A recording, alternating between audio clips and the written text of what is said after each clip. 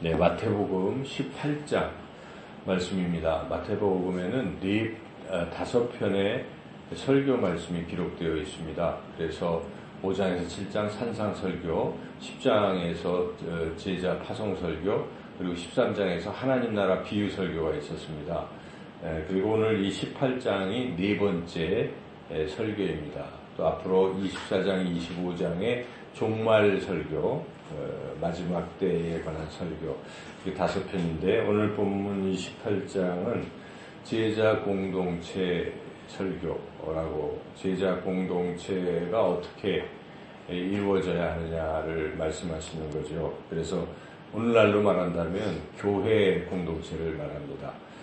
이 교회라는 단어가 복음서에 나온 곳은 마태복음밖에 없는데 마태복음에도 많이 나오지 않습니다. 16장에 한번 나오고 우리가 지금 읽는 이 18장에 교회라는 용어가 또 한번 나옵니다.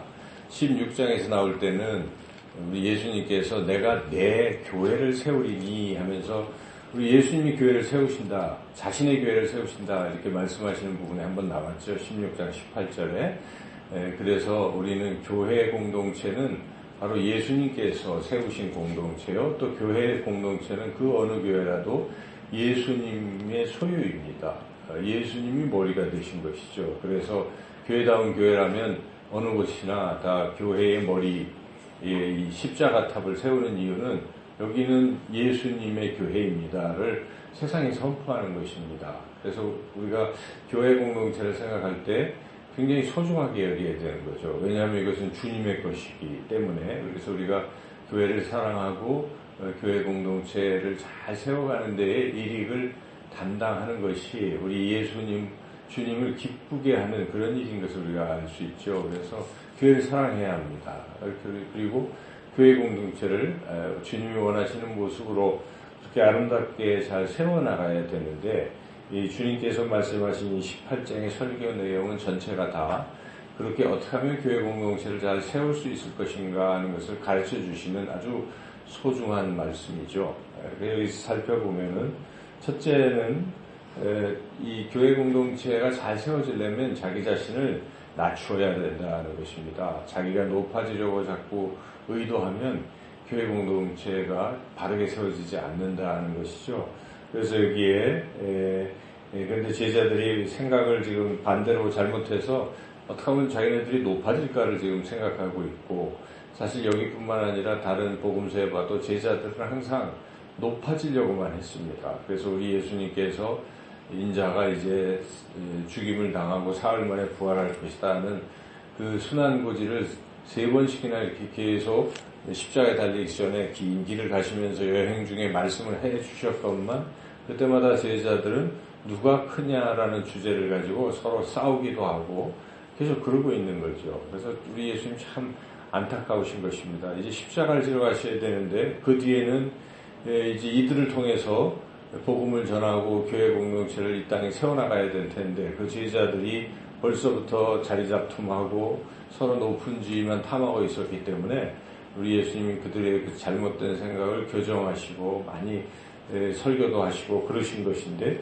이 부분에서도 지금 이 18장에서도 교회의 공동체 설교의 가장 첫 번째로 나오는 것이 자기를 낮추라는 것입니다. 자기를 높이려고 하지 말라, 그런 말씀이죠. 여기 보면 제자들의 관심사가 1절에 보면 뭐라고 나옵니까? 1절 읽어보겠습니다. 그때 제자들이 예수께 나와 이르되 천국에서는 누가 크니이까? 누가 크니이까? 누가 높습니까?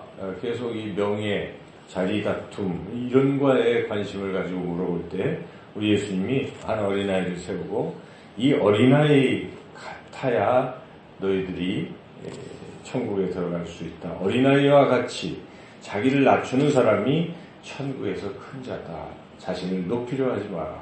낮추라. 그리고 이렇게 교회에서 낮은 자처럼 보이고 약한 자처럼 보이고 소외된 자처럼 보이는 이런 이들을 사랑하고 돌봐라. 그런 거죠. 자기가 우쭐대고 높아지는 것이 아니라 낮은 자세로 이렇게 연약한 어린아이 같은 이들을 도와줘야 된다 하는 그 말씀을 이제 쭉 하는 것인데, 특별히 5절을 같이 한번 읽어보겠습니다. 또 누구든지 내 이름으로 이런 어린아이 하나를 영접하면 곧 나를 영접함이니. 늘 이런 마음을 우리가 품어야 됩니다. 약한 자에게서 우리가 주님의 얼굴을 봐야 돼요. 그래서 어떤 분들이 글을 쓰고 그러면 아주 힘들고 어려운 이웃, 거기서 우리가 내가 그리스도의 모습을 보았노라 이렇게 얘기하지 않습니까? 그래서 주님은 낮은 자를 사랑하고 낮은 자를 섬길 때 기뻐하십니다. 그래서 우리가 교회에 힘들고 어려운 그런 지체가 있다면 특별히 더 관심을 가져야 된다는 것이죠. 그리고 또 반대적인 측면에서 그렇게 연약한 이들을 실족해 하지 말라는 것이죠. 여기에 실족한다는 말이 이제 등장하고 있는데, 실족하게 하면 차라리 연자맷돌 메고 거기 그냥 바다에 빠져 죽는 것이 나을 것이다. 그만큼 실족해 하는 것은 큰 죄다. 실족해 자꾸 하면 손발도 다 찍어서 그냥 그 없는 상태로 천국 가는 것이 낫다. 눈이라도 빼라. 이렇게 실족해서는 안 된다는 것인데, 이 실족해야 한다는 뜻이 무엇일까요? 실족해야 한다는 게 스캔달조, 헬라어로 그런 말인데, 그 뜻은 죄 짓게 만든다 이런 뜻입니다. 실족해야 한다는 것이.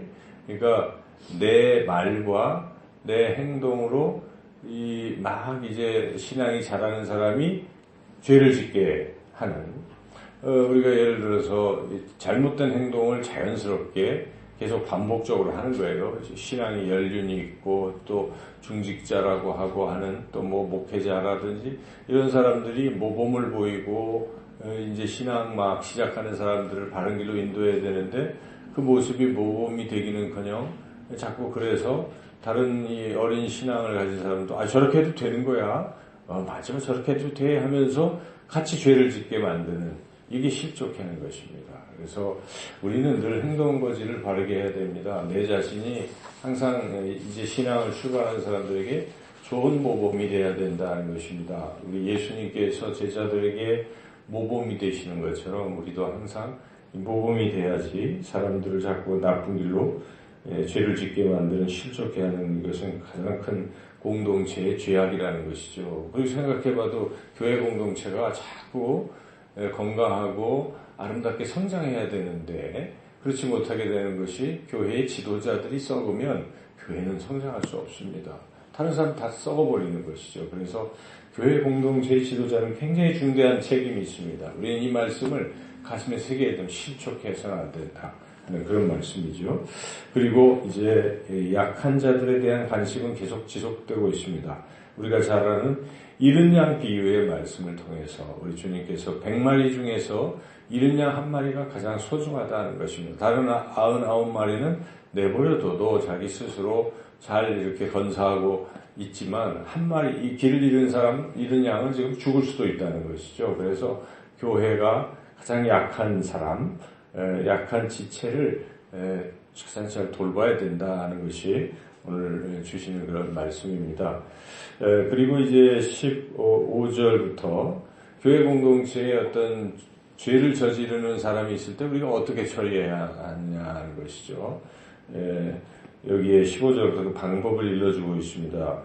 교회 공동체의 어떤 한 형제가 죄를 지으면 그냥 그대로 방치해서는 안 됩니다. 죄를 져도 내버려두면 결국 그 형제는 지옥 간다는 것입니다. 그리고 그것이 전염성이 있어서 교회 공동체가 그 사람처럼 돼서 다 와르르 무너지기 때문에 우리가 몸 안에 병균이 있으면 이 병균을 제거해야 되고 어떻게 뭐 고치고 치료해야 되는 것처럼 그렇게 하라는 것입니다.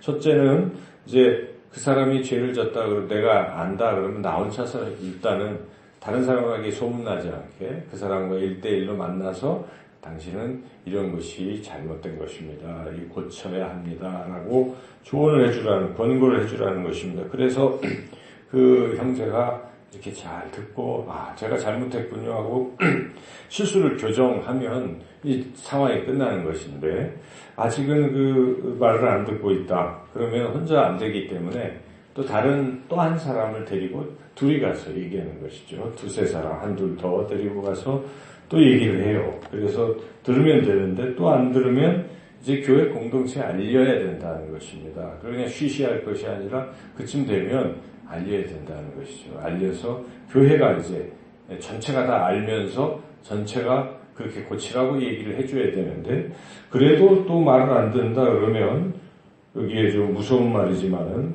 17절에 보면 17절 읽어보겠습니다.